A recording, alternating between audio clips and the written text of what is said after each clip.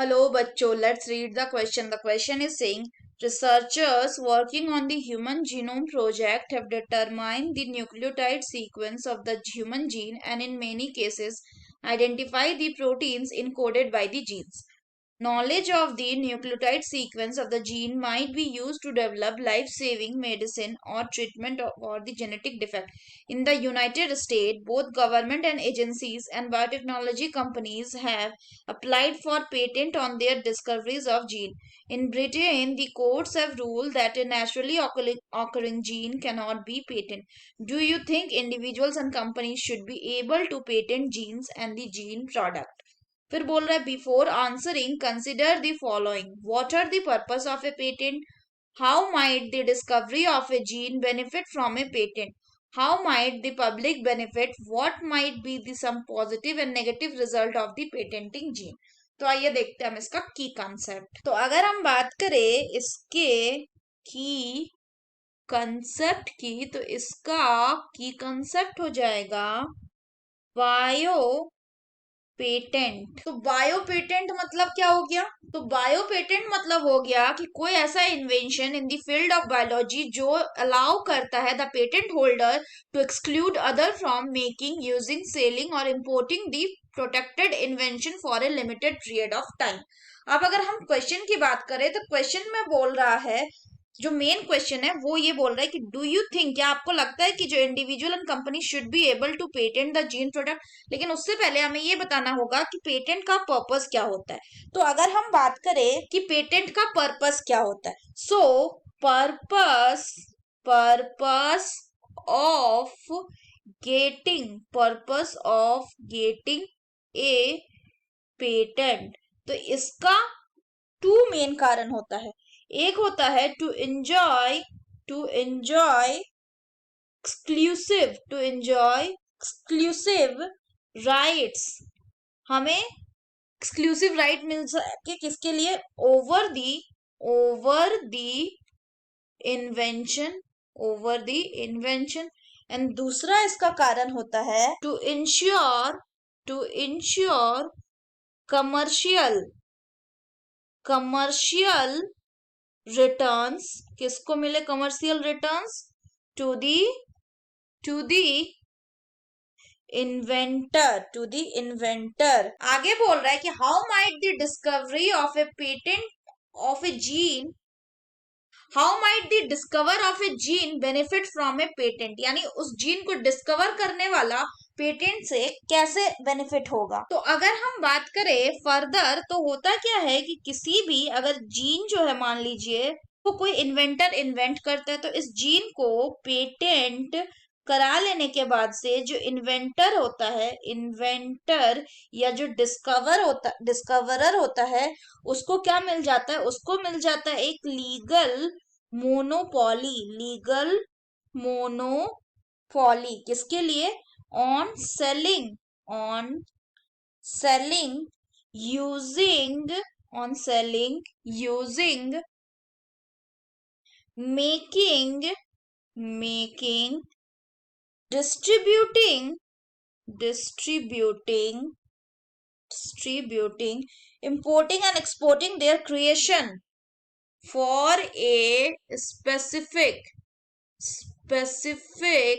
time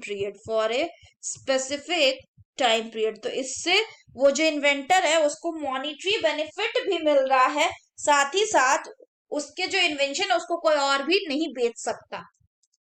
next बोल रहा है how might the public benefit. तो जनरली पब्लिक जो है उसको लेस बेनिफिट होता है किसी भी पेटेंट से। क्यों? क्योंकि डिटेल ऑफ जो इन्वेंशन होता है वो पब्लिकली डिस्क्लोज नहीं किया जाता है। तो कई बार ये होता है कि जो पब्लिक है उसको, कुछ इन्वेंटर्स है वो अपना जो इन्वेंशन है उसके डिटेल को वो डिस्प्ले नहीं करना चाहते हैं पब्लिक के लिए।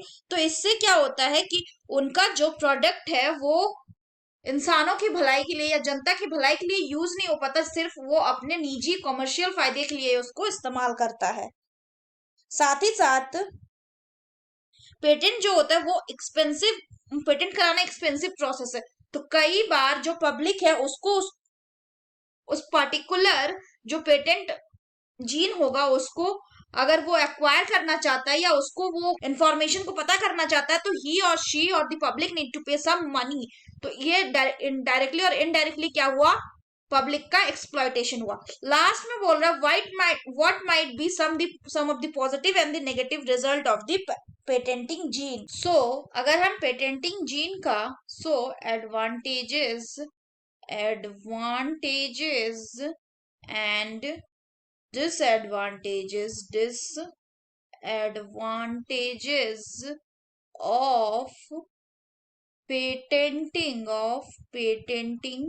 जीन्स की बात करें तो वो क्या हो जाएगा। पहले हम बात करते हैं प्रोज की। तो प्रोज जो मोस्टली होता है किससे ये रिलेटेड होता है, ये जनरली रिलेटेड होगा इन्वेस्टर से या इन्वेंटर से। और इन्वेंटर को क्या मिलेगा, कमर्शियल बेनिफिट मिलता है, प्लस मोनोपोली मिलता है, ओवर इन्वेंशन। और साथ ही साथ इसके लिए क्या होता है, कंपटीशन जो होता है वो रिड्यूस होता है। So reduce competition from other inventors. लेकिन अगर हम कॉन्स की बात करें कि इसके डिसएडवांटेजेस क्या क्या होंगे, सबसे जरूरी बात है कि जैसे जीन है, कोई भी जीन है, ऐसा जीन का इन्वेंशन किया गया मान लीजिए जो कि कोई एक स्पेसिफिक टाइप ऑफ कैंसर को क्योर करता है। अब इस पे अगर कोई इन्वेंटर है वो क्लेम कर लेता है कि वही उसका वो उसको पेटेंट करा लेता है, तो उस इन्वेंटर को स्पेसिफिकली पब्लिक बेनिफिट मिलेगा, कमर्शियल मिलेगा, मोनोपोली मिल गया। लेकिन वो जो जीन है वो पब्लिक यूज के लिए नहीं हो पाया, तो पब्लिक यूज के लिए नहीं हो पाएगा तो इससे क्या होगा कि जो मेडिसिन पर्पस ऑफ व्यू है वो सिर्फ एक स्पेसिफिक ग्रुप को ही हेल्प कर रहा है, बाकी और मैनकाइंड के लिए वो यूजफुल नहीं हो रहा है। तो इसके अलावा कॉन्स में क्या क्या हो जाता है, इसमें कॉन्स में आता है कि अगर हम पब्लिकली